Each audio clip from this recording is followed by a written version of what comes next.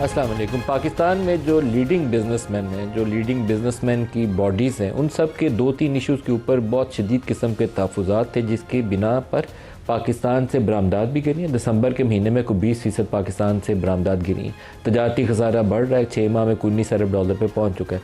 सिर्फ रिमिटेंस है जो पाकिस्तान की इस वक्त लाइफ लाइन बनी हुई है, अदरवाइज़ बहुत बुरी सूरत हाल होती। एक उसमें पॉलिसी रेट सर फहरिस्त था। पाकिस्तान इस रीजनल जो अपना इस ममालिक जो दाई बाएँ पाकिस्तान के बाद हैं उनसे कंपैरिजन करें, क्योंकि हम आम तौर पर टेक्सटाइल से जब कम्पीट करते हैं तो हमें बांग्लादेश, इंडिया, चाइना, इन ममालिक में पॉलिसी रेट और एनर्जी प्राइसेस क्या है उन दोनों को देखना पड़ता है। मेजर इनपुट कॉस्ट यही दो बनती हैं। हम उसमें से बहुत ज़्यादा है, कुछ 6% शायद रीजन की एवरेज है, हम 10.5% पे बड़ी मुश्किल से घसीट कर उसको नीचे लाए थे। अब आज तो थी पॉलिसी रेट की रिवीजन होनी है, तो कम से कम और कुछ नहीं तो 50 बेसिस पॉइंट, और अगर SBP वाले थोड़ा सा अपनी स्पाइन दिखाते, क्योंकि IMF के डर से वो इसको हाथ नहीं लगाते, तो 1 परसेंटेज पॉइंट या 100 बेसिस पॉइंट की आज रिडक्शन होनी चाहिए थी, लेकिन उन्होंने उसको छेड़ा ही नहीं, एज इज छोड़ दिया। जवाज़ उसका समझ नहीं आया, क्योंकि हेडलाइन इन्फ्लेशन है 5.4% और जो core inflation state bank of Pakistan calculate करता है वो ओवर 7% है फर्स्ट हाफ के अंदर, और उस पर टिका हुआ है, नीचे नहीं आ रहा लेकिन उससे ऊपर भी नहीं जा रहा। अब ये सूरत हाल हमारे सामने हो और स्टेट बैंक उसके ऊपर बैठा रहे और पूरी आपकी कारोबारी बरादरी चीखें मार रही हो कि नई मैन्युफैक्चरिंग सेक्टर के अंदर इन्वेस्टमेंट नहीं आ रही और नहीं आएगी जब तक आप पॉलिसी रेट नीचे नहीं लाते, टैक्स रेट नीचे नहीं लाते, और आपका वो जो दूसरा बड़ा इशू है एनर्जी कॉस्ट, उसको रिड्यूस नहीं करते। तो हम तीनों में से कुछ भी करने पे तैयार नहीं है, तो फिर कोई पाकिस्तान में क्यों सरमायाकारी करेगा? फिर वही होगा जो पहले हो रहा है पिछले साल 2 साल से, कि पाकिस्तान से सरमाया बाहर जा रहा है, मैन्युफैक्चरिंग के शोबे में नई सरमायाकारी नहीं आ रही, जिसके सबब पाकिस्तान में अनएम्प्लॉयमेंट इंक्रीज़ कर रही है, आपकी एक्सपोर्ट्स भी गिरी हैं। और हम IMF का एक एक्सक्यूज़ सबको बता के कि IMF से प्रोग्राम में है और IMF उसकी इजाज़त नहीं देता, हम आगे बढ़ने से गुरेज कर रहे हैं। स्टेट बैंक ऑफ पाकिस्तान ने अपनी आज की मॉनेटरी पॉलिसी रिव्यू के अंदर ग्रोथ के हवाले से जो फोरकास्ट दी है वो उन्होंने कहा है कि 3.75% से लेकर रियल GDP ग्रोथ 4.75% तक रह सकती है। ये बहुत रोज़ी पिक्चर उन्होंने पेंट की है जो मेरी समझ से बिल्कुल बालातर है। प्लानिंग कमीशन इससे पहले जो फर्स्ट हाफ के एस्टिमेट दे चुका है वो भी काफ़ी एग्जेजरेटेड और इन्फ्लेटेड थे, डिस्पाइट द फैक्ट कि फर्स्ट क्वार्टर के अंदर पाकिस्तान में फ्लड्स ने हमारे एग्रीकल्चर के सेक्टर को बुरे तरीके से मुतासर किया। हमने लाइव स्टॉक कितनी ग्रोथ ऊपर ले गए इन्हीं फ्लड्स के दौरान में कि हमारा जो ग्रोथ का नंबर है वो प्लस में चले जाए। ये बहुत नेगेटिव अप्रोच है। गधे घोड़ों और उनकी तादाद गिन के तो कोई बता नहीं सकता पाकिस्तान में कि कितने गधे पैदा हुए और कितने घोड़े, लेकिन ये तरीकाकार दुरुस्त नहीं है। जब आपका मेजर क्रॉप सेक्टर बुरे तरीके से मुतासर हो रहा हो, मेजर आपका जो एरिया है वो सैलाब के पानी से नीचे डूबा हुआ और उसमें आप बताएं कि लाइफ स्टॉक तो बहुत ऊपर चला गया, बाकी सारा कुछ ख़राब हो गया, तो ये अनरियलिस्टिक है। और इसी तरीके से स्टेट बैंक ऑफ पाकिस्तान की प्रोजेक्शन अनरियलिस्टिक है। स्टेट बैंक ऑफ पाकिस्तान की इस प्रोजेक्शन से पहले वर्ल्ड बैंक और IMF की 2 रिपोर्ट्स आई हैं और दोनों ने पाकिस्तान को मोर देन 3% GDP ग्रोथ के ऊपर दिखाया, 3.2% और 3.4% परहैप्स, अगर मैं मिस्टेक नहीं कर रहा। तो आप 4.75% तक कैसे पहुँचेंगे? सिर्फ एक वीट क्रॉप पानी बाकी है जिसका ऊपर आपका बड़ा नंबर है, ग्रोथ को भी वो इम्पैक्ट करता है। अब जब तक अगर आप उसके अंदर आप मैनिपुलेशन ना करें, अगर उसको एक्चुअल नंबर्स के ऊपर ही जाएंगे तो 1 परसेंटेज पॉइंट इंक्रीज़ तो बहुत अनरियलिस्टिक हो जाएगा कि खाली वीट क्रॉप आपको दे के चली जाए। ये ओवरऑल कॉन्टेक्स्ट है। आज के प्रोग्राम को स्टार्ट करेंगे इसी इशू से, इकॉनमी के हवाले से, और दूसरे हिस्से में चलकर हमारे इस इलाके की सूरत हाल है वो बज़ाते खुद एक बहुत बड़ा चैलेंज है और लम्हा फ़िक्रिया भी है। ईरान के ऊपर अमेरिका के क्या ज़ाइम है वो अभी खुलकर वाज़े तो नहीं हुए, लेकिन उनका मिलिट्री बिल्डअप जो है इस इलाके के अंदर वो ये ज़ाहिर करता है कि वो ईरान के ऊपर किसी भी वक्त हमला कर सकते हैं। US प्रेसिडेंट ट्रंप जो है बहुत अनप्रेडिक्टेबल है। जिस तरीके से ग्रीनलैंड के ऊपर वो धमकियां लगा के पहले यूरोप को बता रहे थे कि अगर वैसे नहीं मिला तो मिलिटरीली उसको ले लेंगे, अभी थोड़ा सा उन्होंने बैक ट्रैक इसलिए किया कि यूरोपियन यूनियन के अंदर उनके नेटो के जो इत्तेहादी हैं उन्होंने थोड़ा सा उसको रेजिस्ट किया उस चीज़ के ऊपर बयानात की हद तक, तो उससे ट्रंप थोड़ा सा होल्ड बैक कर रहे हैं। लेकिन होल्ड बैक करने का मकसद ये नहीं है कि उस चीज़ से पीछे हट रहे हैं, बल्कि अभी भी वो अपने ऑफिशियल ट्विटर हैंडल्स जो हैं US गवर्नमेंट के, उससे वो ट्वीट्स जारी कर रहे हैं। किसी में वो पेंगुइन को साथ दिखाते हैं जिस पे उनको बुरा भला भी कहा जा रहा है और किसी में वो कुछ और कहते हैं, लेकिन वो इस बात पे मुसर हैं कि ग्रीनलैंड अमेरिका का, अमेरिका लेगा। कनाडा को भी वो कहते हैं कि 51st स्टेट बनेगी यूनाइटेड स्टेट्स ऑफ अमेरिका की। तो ये सूरत हाल है। बोर्ड ऑफ पीस बना के वहाँ चेयरमैन खुद बन गए और साथ अपने सन इन लॉ को, जॉर्ज कुशनर को बिठा लिया, अपने वो कारोबारी 2 शराकतदारों को अंदर बिठा लिया और वो जम के बैठ गए एग्जीक्यूटिव कमेटी में और कह रहे हैं कि ये जो बोर्ड ऑफ पीस है जिसमें पाकिस्तान भी अब रुकन है, ये बैठ के तो फैसले करेगा। तो दुनिया एक ऐसी डायरेक्शन के ऊपर जा रही है जिसके ऊपर पाकिस्तान को फोंक के कदम रखना पड़ेगा। दोनों इश्यूज़ को डिस्कस करेंगे। आज के प्रोग्राम में हमारे साथ होंगे खुर्रम दस्तगीर, सीनियर रहनुमा PMLN से, उमैर नियाज़ी साहब पाकिस्तान तहरीक-ए-इंसाफ से, और कामरान अरशद साहब होपफुली हमें ज्वाइन करेंगे, चेयरमैन एप्टमा। सबको प्रोग्राम में खुशामदीद कहते हैं। खुर्रम साहब आपसे स्टार्ट करूँगा। पॉलिसी रेट स्टेट बैंक वहीं अटक गया 10.5% के ऊपर। नीचे लाने के हवाले से पाकिस्तान में शायद ही कोई कारोबारी बंदा बचा होगा जिसने बात नहीं की होगी। वजह क्या है कि स्टेट बैंक इससे आगे बढ़ा क्यों नहीं है, नीचे रिडक्शन क्यों नहीं की? जी, उनकी जो कैलकुलेशंस हैं उनसे तो हम आगाह नहीं है, लेकिन उनके जहन में यही खौफ है कि जो हमने बहुत मुश्किल से पाकिस्तान में बढ़ती हुई कीमतों को रोक दिया है, एक जगह पे कम नहीं हुई लेकिन वो बढ़ भी नहीं रही, उसकी वजह से वो इन्फ्लेशन को कंट्रोल में रखने के लिए ये इकदाम मेरी नज़र में यही है कि उनके पास चूंकि मैकेनिज्म एक ही है जिसके जरिए वो महंगाई को कंट्रोल, कीमतों को मजीद बढ़ने से रोक सकते हैं, इसलिए उन्होंने जो डिस्काउंट रेट है वो स्टेबल रखा है। अब डिस्काउंट रेट आपके नाज़रीन को याद होगा वो 22.5 तक गया था और अब 10.5 पे है। तो ऑलरेडी इसमें जो है वो आधे से भी ज्यादा कमी हो चुकी है जहां से हम शुरू हुए थे। तो ये जो स्टेबिलिटी है उसको कायम रखने के लिए अब इश्यूज जो आप बिजनेस कम्युनिटी बात कर रही है उसमें सिर्फ डिस्काउंट रेट का इशू नहीं है। असल तो इशू ये है कि ये जो बहुत मुश्किल से हमने एक प्राइम मिनिस्टर शहबाज शरीफ की जो इकोनॉमिक टीम है वो खुद भी इसके लिए मुबारकबाद के मुस्तहिक है कि उन्होंने पाकिस्तान को इकोनॉमिक स्टेबिलिटी दी है कि अब कम से कम 2.5 साल हो गए हैं कि डॉलर जो है वो स्टेबल है। पाकिस्तान का जो मेन सोर्स होता था पाकिस्तान में महंगाई का वो अब नहीं रहा, डॉलर की कीमत में जो उतार चढ़ाव होता था। इसी तरह जो है जो फॉरेन एक्सचेंज अकाउंट के ऊपर हम सबके सांस अटके होते थे वो भी अब माशाल्लाह स्टेबल है, उस पर कोई, और पाकिस्तान अपनी जो कमिटमेंट्स है वो बड़ी आराम से और स्मूथली जो है अदा कर रहा है, उसमें कोई रुकावट नहीं आ रही। अब जो चैलेंज है शहबाज शरीफ साहब के सामने, उनकी इकोनॉमिक टीम के सामने, वो यही है कि इस स्टेबिलिटी को इकोनॉमिक ग्रोथ में कैसे बदलना है और उसके लिए कुछ बोल्ड स्टेप उन्हें लेने होंगे। मैं इसलिए होंगे कह रहा हूं कि आमतौर पे ये सारे इश्यूज जो हैं जो पॉलिसी के होते हैं वो एक लगी बंदी हमारे पास फॉर्मूला है, रेसिपीज है, कुक बुक है जिसपे हम चलते हैं, और वो ज्यादातर जो है वो IMF की और ब्यूरोक्रेटिक पॉलिसी जो है वो पाकिस्तान के ऊपर उसने राज किया है। तो अब अगर जब तक सीरियस लिबरलाइजेशन शुरू नहीं होगी, और इसमें अगर आप बिजनेस कम्युनिटी से बात करेंगे तो वो टैक्स रेट उनके ऊपर बहुत बड़ा एक इस वक्त डिसइंसेंटिव है इन्वेस्ट करने का। तो ना सिर्फ टैक्स रेट को कम करना है बल्कि बिजनेस कम्युनिटी को ये यकीन दिलाना है, और मेरी ये तवक्को है कि ये काम इंशाल्लाह जून 2026 के बजट में होगा कि अब टैक्स रेट्स में चढ़ाव नहीं होगा, एक स्टेबिलिटी गारंटी करेगी इंशाल्लाह कि अगले 3 साल जो है वो टैक्स का सिस्टम जो है वो एक जगह पे वो भी स्टेबल होगा, और जहां वो कमी उन्होंने करनी है वो कमी भी करेंगे। सारा सवाल एक जगह पे आके खत्म होता है मलिक साहब इकोनॉमिक्स में कि क्या हुकूमत की पॉलिसी ऐसी है जो नया रोजगार पैदा करें, और नया रोजगार तभी होगा जब नई इन्वेस्टमेंट आएगी। अभी तक इन्वेस्टमेंट लाने में रुकावट आई है, मुश्किल आई है, लेकिन अब आने वाले दिनों में जिस तरह अब IMF से भी गुफ्तगू जारी है कि पाकिस्तान को कुछ रिलीज करना है अपने जो इस वक्त सारा जो फाइनेंशियल कंट्रोल है ताकि हम वो ग्रोथ हासिल कर सकें। लेकिन जब भी, अब आप भी इसको बारहा उठा चुके हैं कि जब भी पाकिस्तान ने ग्रो करना शुरू किया है पाकिस्तान का करंट अकाउंट बैलेंस जो है वो अपसेट हुआ है, पाकिस्तान में इन्फ्लेशन जो है वो बढ़ी है। तो लिहाजा एक बड़ा मुश्किल समझे पुल सरात है जिससे प्राइम मिनिस्टर शहबाज शरीफ और उनकी इकोनॉमिक टीम ने गुजरना है कि ग्रोथ भी आए लेकिन इन्फ्लेशन। कामरान अरशद साहब हमारे साथ शामिल हो चुके हैं। कामरान अरशद साहब, जो कारोबारी बरादरी के मुतालबे थे कि एनर्जी कॉस्ट नीचे की जाए, पॉलिसी रेट को कम किया जाए और टैक्स रेट को रिड्यूस किया जाए, तो आज पहला मरला था पॉलिसी रेट के हवाले से जिसमें स्टेट बैंक ऑफ पाकिस्तान तो आज उस कमी में हमें कामयाब होता नजर नहीं आया, नाकाम होता नजर आया। आपका रद्द अमल? जी, हम इस पे बड़े मायूस हैं कि स्टेट बैंक ने मॉनेटरी पॉलिसी कमेटी के तहत इंटरेस्ट रेट कम नहीं किया, और ये कोई अच्छी बात नहीं है कंसिडरिंग कि जब शरह महंगाई, जिसको आप इन्फ्लेशन कहते हैं, वो जब अपने एक लोएस्ट पे गई हुई है, तो फिर डबल रेट का इंटरेस्ट रेट रखने की कोई सेंस नहीं बनती हमारे नजरिए में।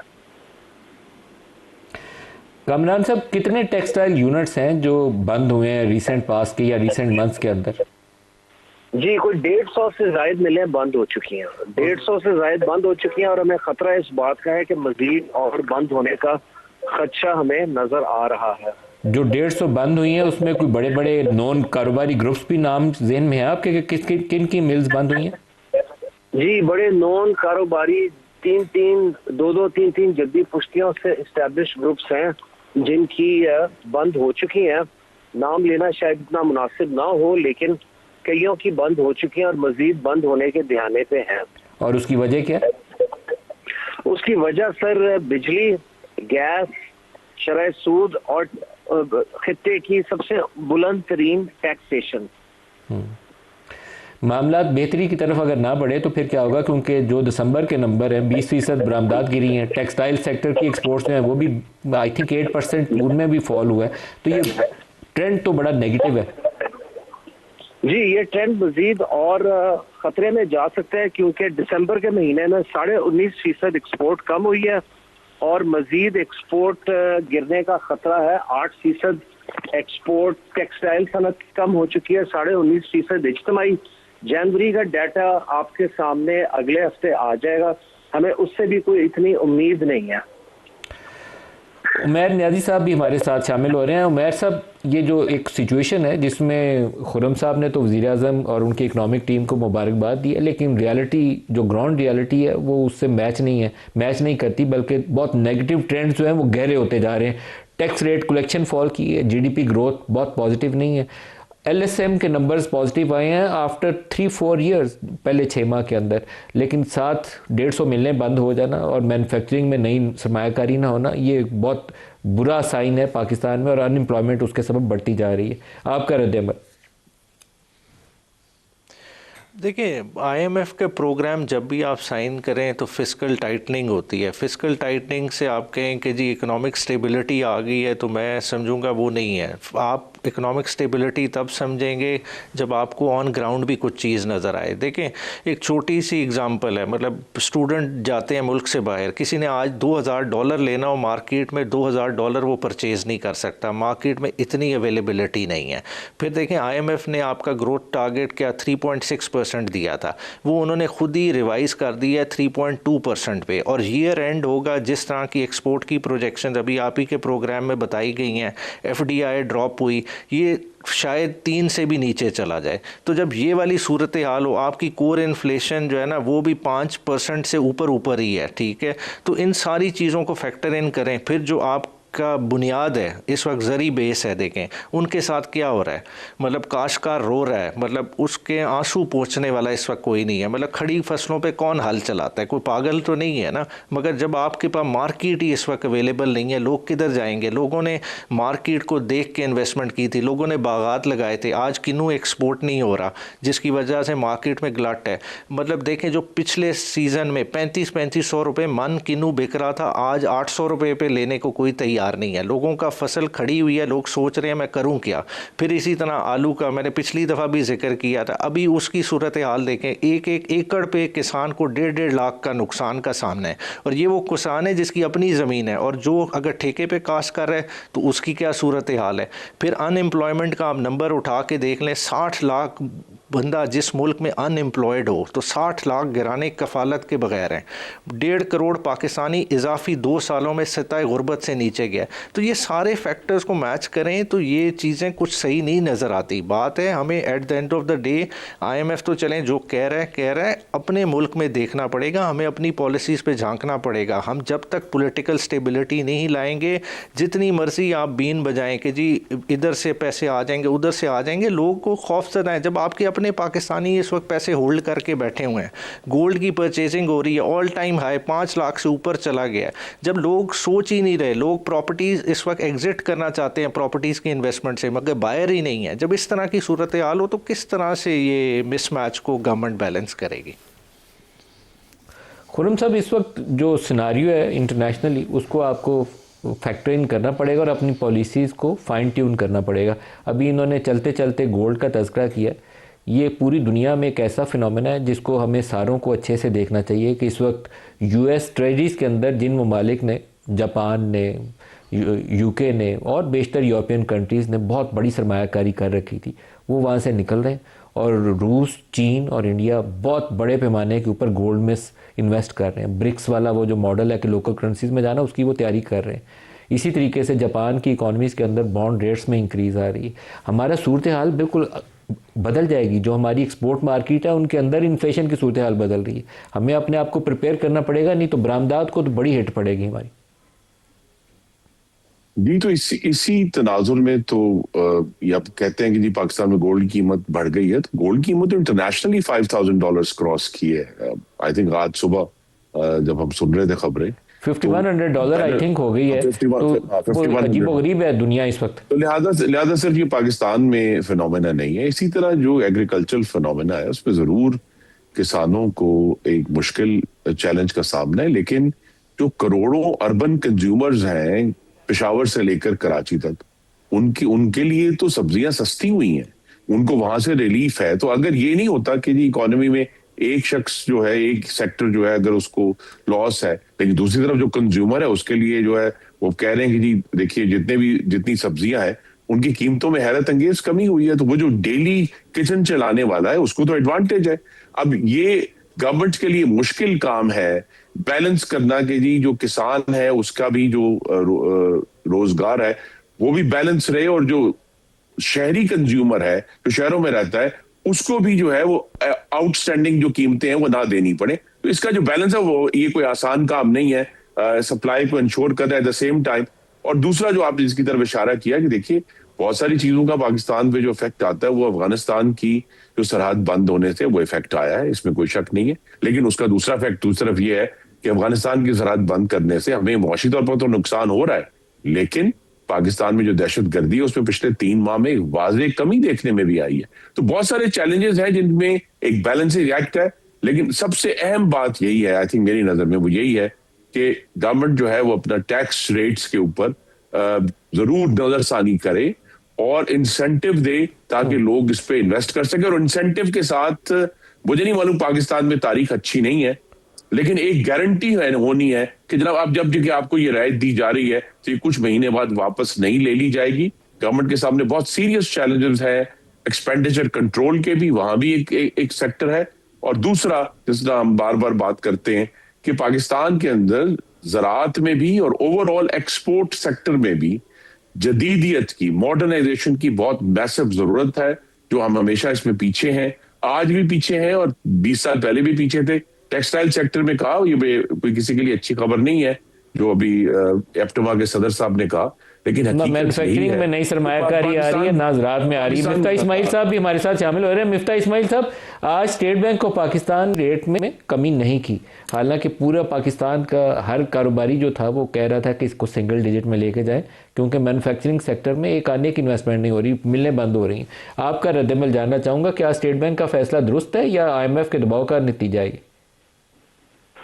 नजीम भाई, ये फैसला मैं तो समझता हूँ कि दुरुस्त नहीं है।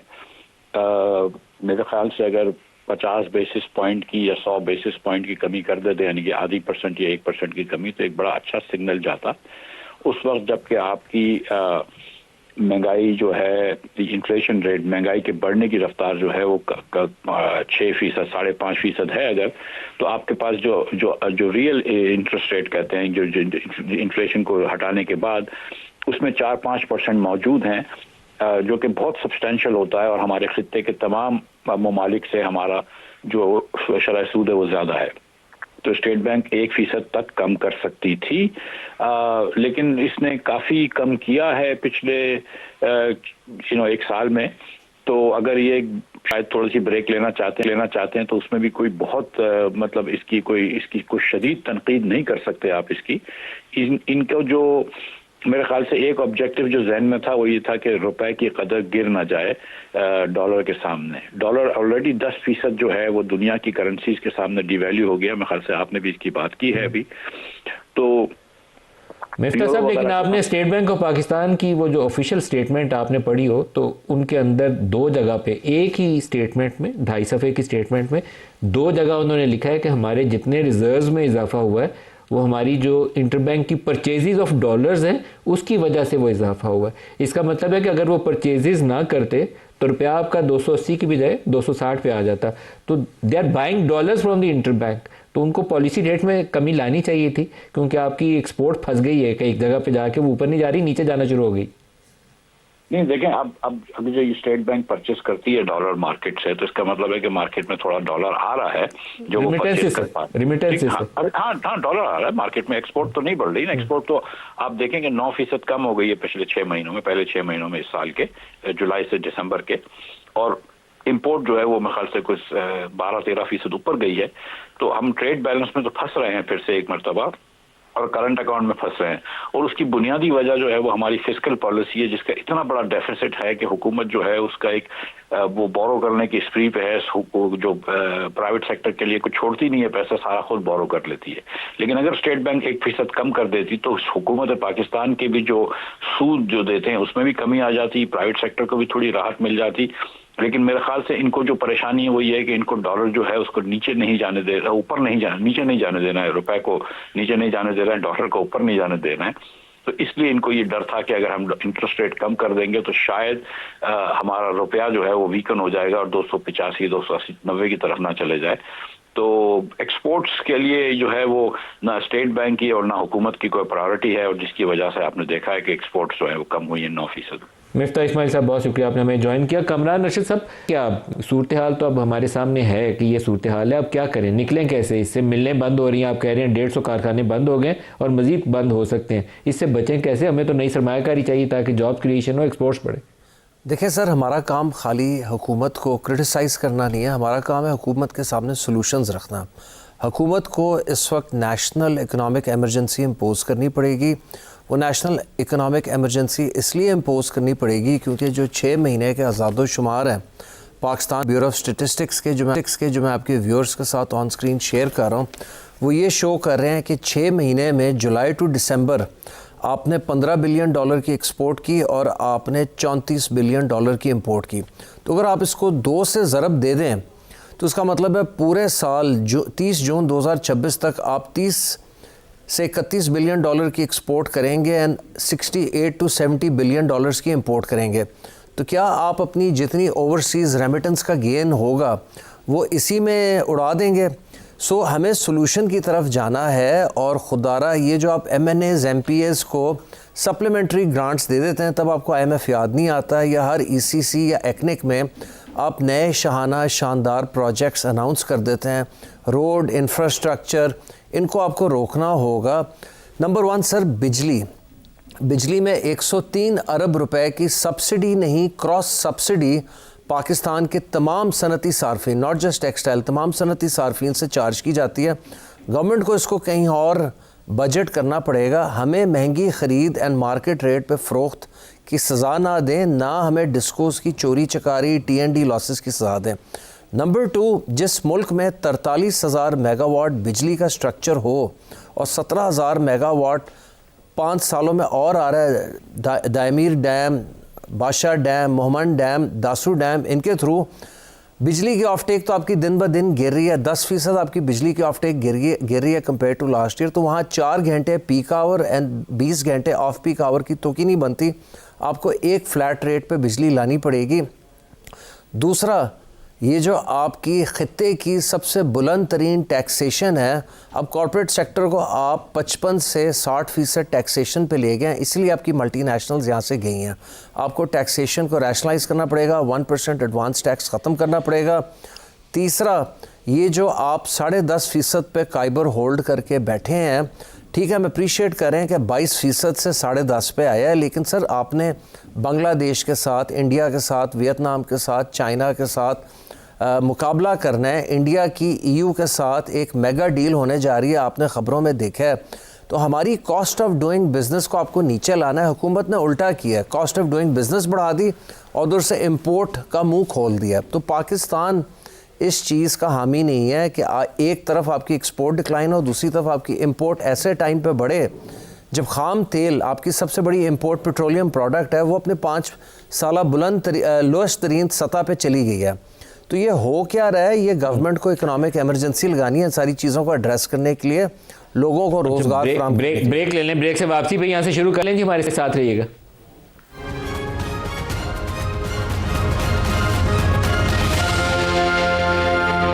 Welcome back. पाकिस्तान में एक तरफ कारोबारी बरादरी चीखें मार रही है कि हमारी मिलें बंद हो रही हैं, फैक्ट्रियां बंद हो रही हैं। वो कहते हैं MNAs की ये जो ग्रांट्स हैं, ये जो इनको फंड्स मिलते हैं कि आप ये तरक्याती मंसूबे शुरू कर सकते हैं, इसको चेक करें। फिस्कल साइड के ऊपर टाइट कंट्रोल्स लेकर रहे हैं, पब्लिक सेक्टर के अंदर जो लूट मार मची हुई है उसको चेक करें।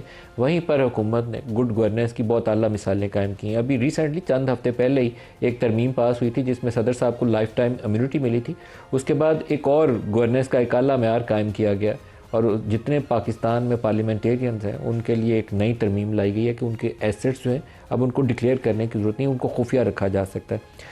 उमैर नियाज़ी साहब, ये शफाफियत के जो आला मेयारात कायम हो रहे हैं, मेरे ख्याल में लाइफ टाइम इम्यूनिटी तमाम पार्लियामेंटेरियंस को दे देनी चाहिए। ना उन्हें टैक्स की पाबंदी होनी चाहिए, ना बिजली के बिल देने चाहिए। आज बल्कि मैंने एक खबर पढ़ी कि वो उम्रा करने जाने के लिए भी कोई तजवीज़ पेश की गई है कमेटी में कि वो भी टैक्स पेयर के पैसों से जाने की इजाज़त दी जाए, क्योंकि रोज़ा रसूल सल्लल्लाहु अलैहि वसल्लम पर हाज़िरी देनी है, वो भी टैक्स पेयर्स के पैसों से जाके तो सलाम पेश करना है।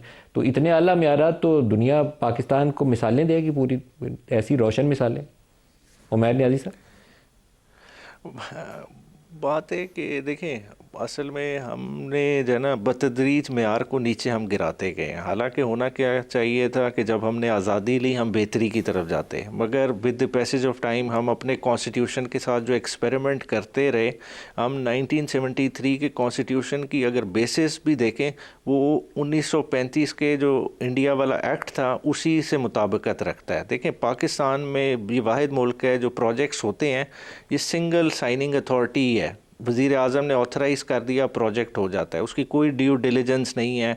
दुनिया में एक्ट पास होता है बाकायदा, कोई भी अप्रोचमेंट करनी है बजट की, आप पहले एक्ट पास होएगा, प्रोजेक्ट उसके थ्रू कैरी आउट होता है। जैसा अगर ऑरेंज लाइन कोई प्रोजेक्ट है, जब तक उसका ना हो, प्रोज एंड कॉन्स ना देखे जाए, उसने फ़ायदा कितना देना है, टैक्स पेयर मनी है, अकाउंटेड फॉर होना चाहिए।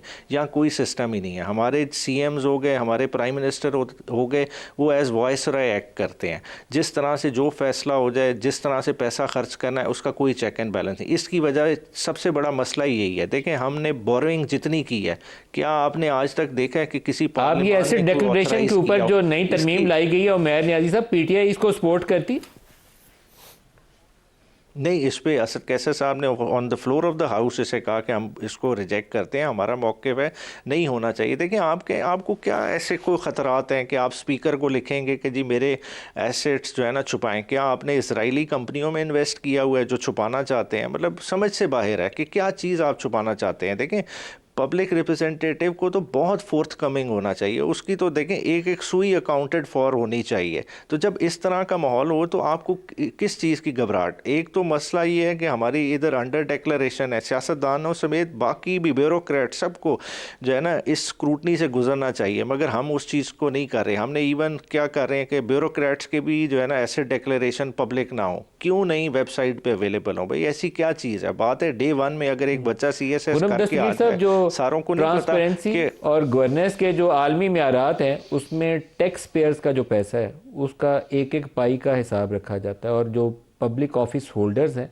उनकी टैक्स डिक्लेरेशन और उनके एसेट्स डिक्लेरेशन, अमेरिकी सदर के भी जो एसेट्स डिक्लेरेशन है उनकी वेबसाइट पर अवेलेबल होते हैं। हमने ऐसा नया म्यार, अला किस्म का म्यार लाए हैं कि नहीं, लाओ ही नहीं। 99% आपके पार्लियामेंटेरियंस टैक्स अपना जो उनका बनता है वो सही अदा नहीं करते। वो मेरे कैमरामैन से भी काफ़ी ज़्यादा लोग गरीब लोग हैं, तो आप उसके ऊपर नए नए शिक्के ला रहे हैं। डिक्लेरेशन की भी ज़रूरत नहीं है। नहीं, मैं उसका दिफा नहीं करूंगा, लेकिन जहाँ कुछ सिक्योरिटी इश्यूज हैं उनको मैनेज किया जा सकता है। ये बहुत अरसे से ये सिर्फ उन्हीं को इशू है सर, वो तो पूरे पाकिस्तान को इशू है। हाँ, तो ये जो है बहुत अरसे से ये मौजूद है, जो शिक है उस पर अमल भी होता रहा है, इसमें कोई रुकावट नहीं है। सर लेकिन शर्मनाक नहीं है ये? नहीं, मैं तो यही कहूंगा कि ये जो है कोई ऐसा डिजायरेबल एक्ट नहीं था पार्लियामेंट का, लेकिन उन्होंने, उनकी मर्जी है वो करना चाहे। लेकिन जहां तक अकाउंटिंग का सवाल है, तो फिर अकाउंटिंग के सवाल तो फिर सिर्फ वफाक से तो नहीं बनते ना। फिर अगर खैबर पख्तूनख्वा को फिर 2010 से कोई 6,570 अरब रुपए ट्रांसफर हुए हैं, चलिए ठीक है, बहुत सारे उसमें जो करंट एक्सपेंडिचर्स थे, लेकिन अगर इनको भी तो हिसाब देना है ना। और अगर ये इतने इस मामले में ट्रांसपेरेंट है, तो फिर बताएंगे वो 6,570 अरब रुपए जो हैं उन्होंने कहाँ खर्च किए हैं, इंफ्रास्ट्रक्चर में खर्च किए हैं, सेहत में खर्च किए हैं, तालीम में खर्च किए हैं। कोई सर वो 6,570 का उनसे भी हिसाब लें, बाकी सूबों से भी हिसाब लें, लेकिन मुझे तो दुख इस बात का है बिल्कुल हिसाब लेना चाहिए, लेकिन काबिल एहतराम पार्लियामेंटेरियंस वो अपने एसेट्स डिक्लेरेशन भी चाहते हैं नाउ, टैक्स रिटर्न की उनकी कभी स्क्रूटनी नहीं होती, और अनफॉर्चुनेटली उनकी 100% स्क्रूटनी होनी चाहिए। आपको थर्ड पार्टी ऑडिट करवाना चाहिए, और लार्जली दे आर टैक्स अवेडर्स में काफी सारे लोग उसमें से पाए जाएंगे। बुरा ना मानिए, मैं बड़ा एहतराम करता हूँ, मुंतखब लोग हैं, लेकिन उनके जो टैक्स रिटर्न है उनके लाइफस्टाइल से मैच नहीं करती। देखिए, शफाफियत जो है वो हर जगह जरूरी है, इसमें कोई दो राय नहीं है। लेकिन जहां हम इश्यूज की बात करते हैं, तो फिर हमें ये भी तो याद रखना है ना कि देखिए, इस साल पाकिस्तान की तारीख में आईटी एक्सपोर्ट्स का सबसे बेहतर साल था। यानी ऑलरेडी पहले 6 महीने में 19.5% की ग्रोथ है, और दिसंबर में तो कुछ 26% की ग्रोथ हुई है। तो जहां हम कहते हैं कि जी बड़े चैलेंजेस हैं, टैक्स रेवेन्यू दिसंबर के महीने में गिर गए हैं सर, 13% ग्रोथ हुई है, 325 का शॉर्टफॉल है। और ये ग्रोथ इसलिए हुई है कि 60% आप कारोबारी बरादरी से ले रहे हैं, 40% हमारी तनख्वाहों से काट रहे हैं। ये इसलिए नहीं है कि पार्लियामेंटेरियन टैक्स ज्यादा दे रहे हैं। लेकिन कामरान रशीद साहब से भी पूछे, कामरान रशीद साहब, टैक्स पॉलिसी आप लोगों का एक बड़ा सेंट्रल इशू है, आप सारे कारोबारी बरादरी इस पे सवाल उठाती है कि 60% कारोबारी तबका जो है उसके ऊपर टैक्स लग जाता है, 40% टैक्स पेयर्स की तनख्वाहों से टैक्स कट जाता है, और यहाँ पर इनको सीक्रेसी चाहिए हमारे पार्लियामेंटेरियंस को। सर हम तो बार बार यही कह रहे हैं कि ये जितना आपने टैक्स बढ़ा दिया है, इससे आपका ज़िम्मेदार, आपका सैलरीड तबका, आपकी कारोबारी बरादरी, आपका रजिस्टर्ड सेक्टर, ये सारे बुरी तरह से मुतासर हो रहे हैं। बजाय आप टैक्स नेट को बढ़ाएं, आप उसी मौजूदा टैक्स नेट पे बोझ डालते हैं। आपकी जो डॉक्यूमेंटेड इकॉनमी है वो 385 से 410 बिलियन डॉलर की है, एंड आपकी जो अनडॉक्यूमेंटेड इकॉनमी है वो तकरीबन 2.5 गुना ज़्यादा है। अब सवाल ये पैदा होता है कि अनडॉक्यूमेंटेड इकॉनमी जो 2.5 गुना डॉक्यूमेंटेड इकॉनमी से ज़्यादा बड़ी है, उसको आप डॉक्यूमेंट कर नहीं पाते, फिर आप हर साल बोझ बिज़नेस, इंडस्ट्री, सैलरीड क्लास, ज़िम्मेदार, गरीब तबके पे डाल देते हैं। फेडरल एक्साइज ड्यूटी, 10 किस्म की ड्यूटीज़, तो ये सर इसलिए फिर फ्लाइट ऑफ कैपिटल होती गुना है। ज़्यादा है। इसका मतलब है कि 1000 बिलियन डॉलर की हमारी इकॉनमी है जो अनडॉक्यूमेंटेड है, ये आप कह रहे हैं? 1000 बिलियन डॉलर की, 1 सर मैं एग्जैक्टली यही कह रहा हूँ, और इसकी जो हकीकत है, 1 ट्रिलियन डॉलर टैक्स नेट में नहीं है sir. 750 billion dollar rough estimates के मुताबिक टैक्स नेट में नहीं है। 750 अरब डॉलर? जी बिल्कुल सर, क्योंकि आपकी जो डॉक्यूमेंटेड इकॉनमी है वो 400 बिलियन डॉलर की है, ±5%। तो जो अनडॉक्यूमेंटेड इकॉनमी है वो 2.5 गुना ज़्यादा बड़ी है डॉक्यूमेंटेड इकॉनमी से। उसकी वजह से आप ये प्रॉब्लम देख रहे हैं कि आपकी एक्सपोर्ट स्टैग्नेंट होगी और आपकी 400 का 2.5 गुना करेंगे तो 1000 अरब डॉलर बन जाता है सर। जी सर, मैं बिल्कुल अपनी बात पे स्टैंड कर रहा हूँ। 2 से 2.5 गुना कम से कम आपकी अनडॉक्यूमेंटेड इकॉनमी डॉक्यूमेंटेड इकॉनमी से बड़ी है, और वो एक बुरी चीज़ भी है, अच्छी चीज़ भी है। वो शायद अच्छी चीज़ इसलिए है कि वो डोमेस्टिक इकॉनमी को चला रही है, लेकिन उसका आपकी एक्सपोर्ट इकॉनमी से, आपकी बैलेंस ऑफ ट्रेड से, आपकी इंटरनेशनल कमिटमेंट से किसी किस्म का कोई लेना देना नहीं है। इसलिए आप बार बार IMF के पास कर्ज़ों पे जाते हैं, एंड इसीलिए आप 6 ट्रिलियन की टैक्स कलेक्शन से 8.5 पे गए, 8.5 से आप 12.5 पे गए। इस साल का हदफ 14.3 है, जिस पे आप बमुश्किल 13 to 13.2 ट्रिलियन, यही सारे डॉक्यूमेंटेड सेक्टर जिसमें सैलरीड क्लास है, इंडस्ट्री है, कॉरपोरेट सेक्टर है, उसको स्क्वीज़ करेंगे। एंड उसी की अक्कासी है कि यहाँ से मल्टीनेशनल्स गए हैं, उसी की अक्कासी है कि फ़्लाइट ऑफ कैपिटल है। ये मैं नहीं कह रहा सर, ये स्टेट बैंक के अपने आज़ादोशुमार हैं। तजवीज़ भी दे दें, बिल्कुल एंड पे आ गए हैं। प्रायोरिटी के ऊपर क्या करें कि थोड़े दुरुस्त सिमत में हम चल पड़े, बरामदात बढ़नी शुरू हो जाए, फॉरेन एक्सचेंज अर्निंग बढ़ जाए, कोई FDI आ जाए, नई सरमायाकारी हो मैन्युफैक्चरिंग के अंदर। सर मैं इसी बात पे हैरान होता हूँ कि एक तरफ आप प्रोग्राम्स लॉन्च कर देते हैं कि उड़ान पाकिस्तान हमने करनी है, $50 बिलियन की एक्सपोर्ट पे जाए बग़ैर आप क्या इकोनॉमिक सर्वाइवल लॉन्ग रन में नहीं होना, लेकिन एट द सेम टाइम जो आपसे सनत मांगती है वो आप करते नहीं हैं। फिर आप कहते हैं कि एक्सपोर्ट गिर गया, ये क्या हो रहा है। इस पे अब मैं समझता हूँ कि हुकूमत की तवज्जो आ रही है, क्योंकि डाटा पिछले 4 महीने से मनफी जा रहा है। दिसंबर के महीने में 19.5% इज्तमाही एक्सपोर्ट गिर गई compare to last year. Textile export फिर भी 8% गिरी।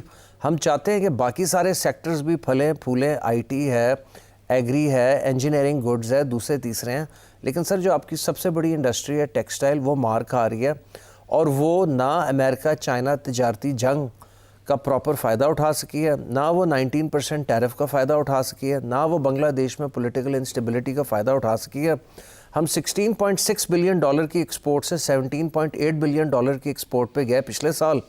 पोटेंशियल इसका शॉर्ट टर्म में 23 से $25 बिलियन एंड लॉन्ग रन में इससे कहीं ज़्यादा है।